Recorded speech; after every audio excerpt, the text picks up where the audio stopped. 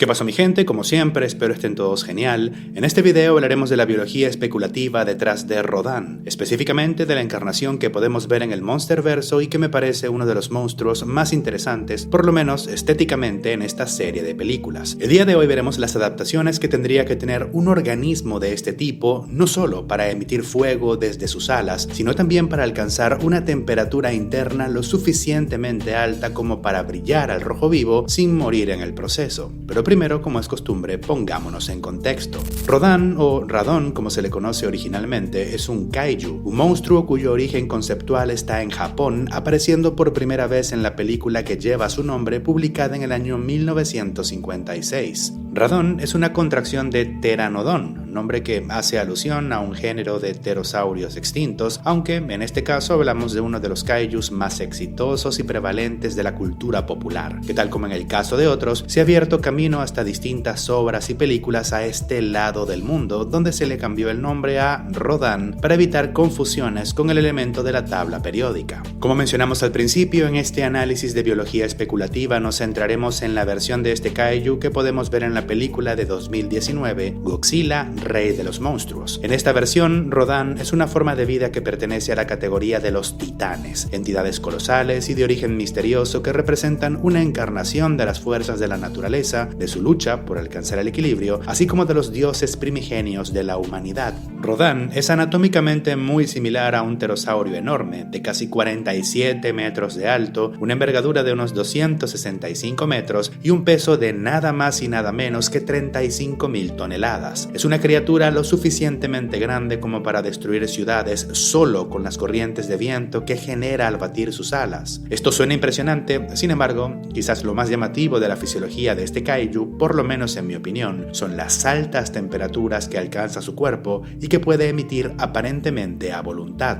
Rodan, al volar, no solo deja una estela de fuego y cenizas, sino que además sus tejidos profundos brillan claramente al rojo vivo con el calor que alcanza su cuerpo. Hablamos cuando menos de temperaturas tan altas como 500 o 600 grados Celsius para alcanzar el fenómeno de emisión al rojo que podemos ver. La vida a estas temperaturas es algo que no existe en nuestro planeta, pero para explicar la biología detrás de Rodan sí que tenemos varios mecanismos a los que podríamos recurrir. El primer problema que experimentaría la fisiología de este kaiju es probablemente la evaporación del agua, cuyo punto de ebullición es de apenas 100 grados Celsius. Un organismo sometido a estas temperaturas perdería rápidamente no solo la vida, sino también el agua de sus células, ya que ésta entraría en ebullición. Sin embargo, existen múltiples factores que podrían ayudar a este kaiju a la hora de sortear este problema. El primero y probablemente el más importante es la presión. El agua hierve a 100 grados Celsius a presión atmosférica. Conforme aumenta la presión del entorno, la temperatura de ebullición del agua también aumenta. Esto es lo que explica la capacidad de algunos organismos hipertermófilos para no solo sobrevivir, sino incluso proliferar en fumarolas volcánicas. La forma de vida más tolerante al calor que existe en nuestro planeta es la Geogemma barosi, una forma de vida unicelular perteneciente al grupo de las árqueas que sobrevive a temperaturas tan altas como los 130 grados, sustancialmente por encima del punto de ebullición del agua, en buena parte gracias a las elevadas presiones del fondo oceánico en el que habita. Pero más allá de la presión, hay otro factor adicional que podría permitir la existencia de células viables más allá del punto de ebullición, como las que tendría que tener el cuerpo de Rodan. Este factor adicional es la presencia de determinados solutos en el agua. El agua pura no se comporta igual que el agua salada cuando la exponemos a determinadas temperaturas. Un ejemplo práctico de esto es como en algunos países se le echa sal al pavimento precisamente para evitar que se forme hielo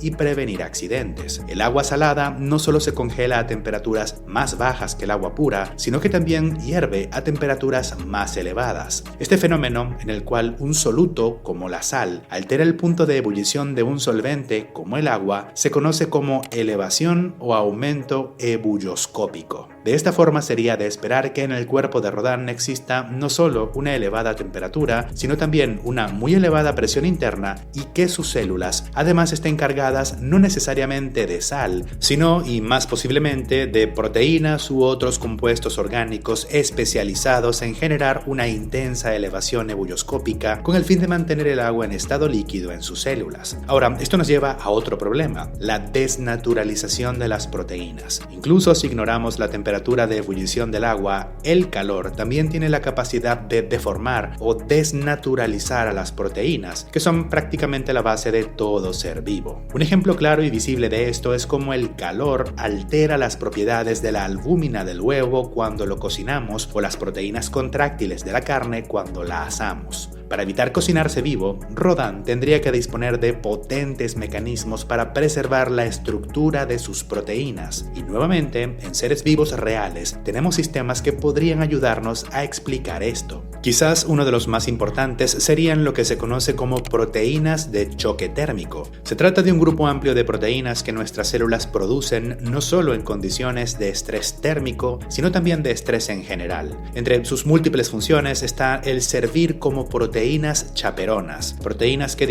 cuidan o guían a otras proteínas para asegurarse de que éstas tomen una estructura adecuada. Puesto de forma sencilla, son proteínas especializadas en prevenir la desnaturalización o el mal plegamiento de otras proteínas. Son guías estructurales que cuidan de los daños que puede generar, entre otras cosas, el calor.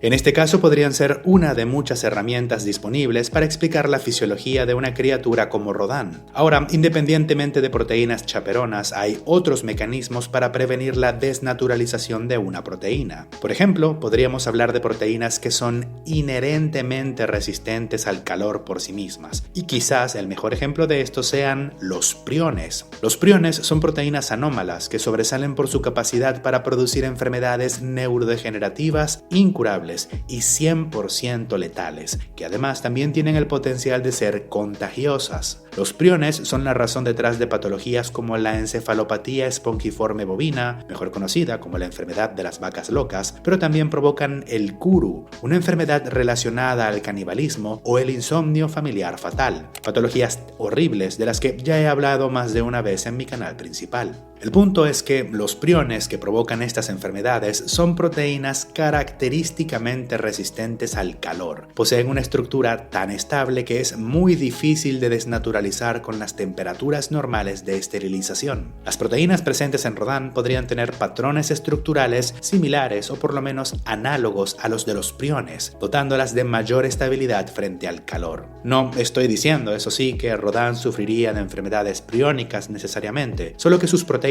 podrían compartir algunos rasgos estructurales de los priones para adquirir resistencia al calor. Ahora, podemos ir un paso más allá. Como probablemente sepan, una proteína no es más que una cadena de moléculas llamadas aminoácidos, y el tipo o la variedad específica de aminoácidos en una proteína también es fundamental para explicar su resistencia no solo al calor, sino también a otras agresiones como los ácidos. Las razones detrás de esto se escapan del alcance de este video, pero para ponerlo de forma sencilla, los aminoácidos de una misma proteína pueden establecer conexiones entre sí, puentes iónicos o de hidrógeno que le dan mayor solidez estructural a la proteína que componen, lo que a su vez confiere resistencia a agresiones físicas y químicas. Creo que estos factores podrían ayudar a explicar la viabilidad de las proteínas en las células de Rodin, incluso con una elevada temperatura interna. Rodin también podría disponer de una alta tasa de recambio proteica, es decir, aunque sus proteínas se dañen más rápido, estas también podrían reemplazarse con una rapidez igualmente mayor. Y además de todo lo anterior, también tenemos que tener en cuenta los mecanismos de reparación naturales de nuestras células. Por ejemplo, hasta las células humanas poseen proteínas reparadoras de ADN, así como proteínas estructurales especializadas en minimizar los daños. Nuevamente, en seres humanos, el ADN es protegido por proteínas especiales llamadas histonas, que ayudan también a organizarlo y regular su función. Todos estos son mecanismos que podrían existir en una forma potenciada en la fisiología de este kaiju. Ahora, más allá de las temperaturas y el agua, hay otros problemas. Ya mencionamos que Rodin tendría no solo una muy elevada temperatura interna, sino también una muy elevada presión interna. Y esto es dañino también para las células, que terminarían por deformarse y morir ante estas agresiones. Las células también pueden morir por daños mecánicos. Al fin y al cabo, no son más que pequeños saquitos llenos de muy complejas reacciones químicas, pero si ese saquito se rompe, la vida sencillamente cesa. Por esta razón, distintos tipos de células han desarrollado distintas estrategias para evitar romperse. Las plantas, por ejemplo, refuerzan la superficie superficie de sus células con una pared hecha de celulosa, misma sustancia que compone el papel.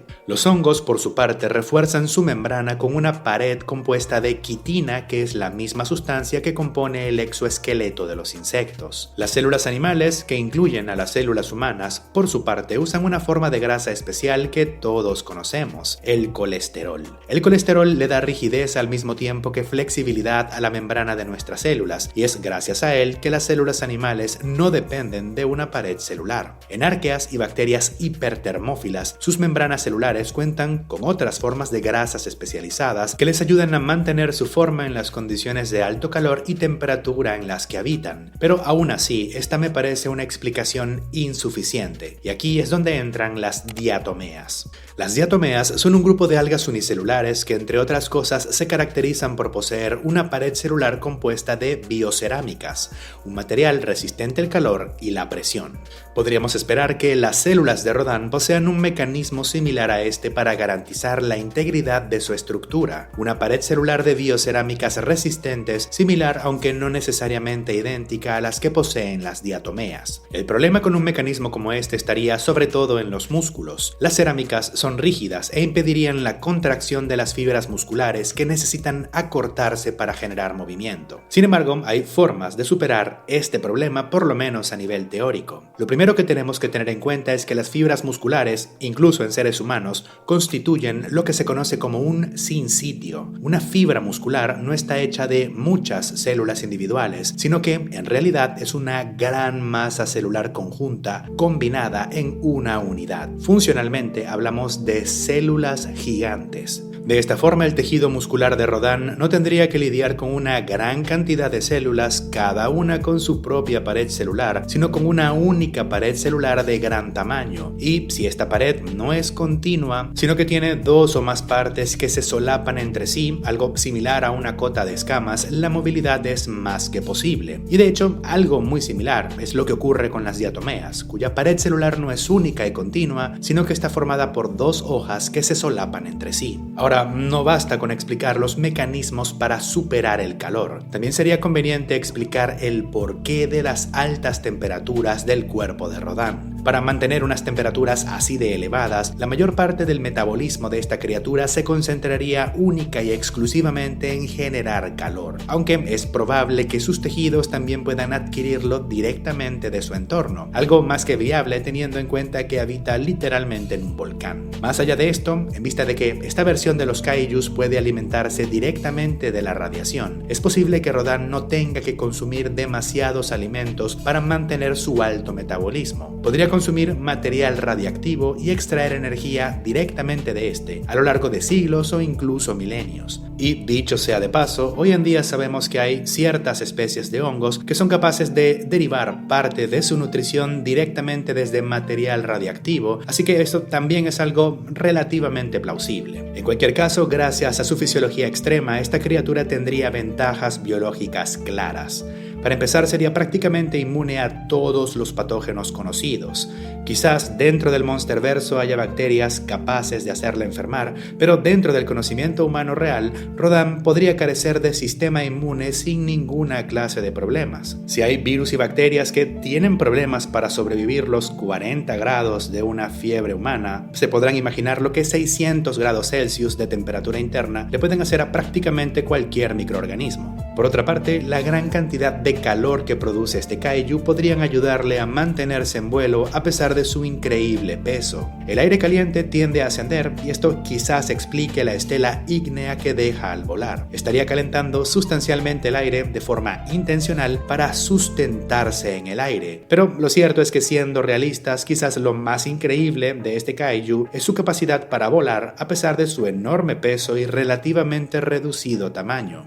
Eso y el hecho de que el agua, más allá de los 374 grados Celsius, entra en un estado de la materia conocido como fluido supercrítico, y no sabemos realmente cómo interactúa este estado con los componentes de la vida. Pero creo que con esta pequeña suspensión de la incredulidad, esta es una explicación aceptable, no solo para Rodin, sino también para otras criaturas de ciencia ficción que tengan una temperatura interna muy elevada. Si te gustó este video o en general esta clase de contenido, contenido y quieres apoyarme, considera sumarte a Patreon o a la sección de miembros del canal, pero sobre todo alimentar al algoritmo con un comentario y suscribirte. Este es un canal relativamente nuevo, así que de verdad que apreciaría si me ayudases a hacerlo crecer. Dicho esto, yo me despido y nos vemos en el siguiente video.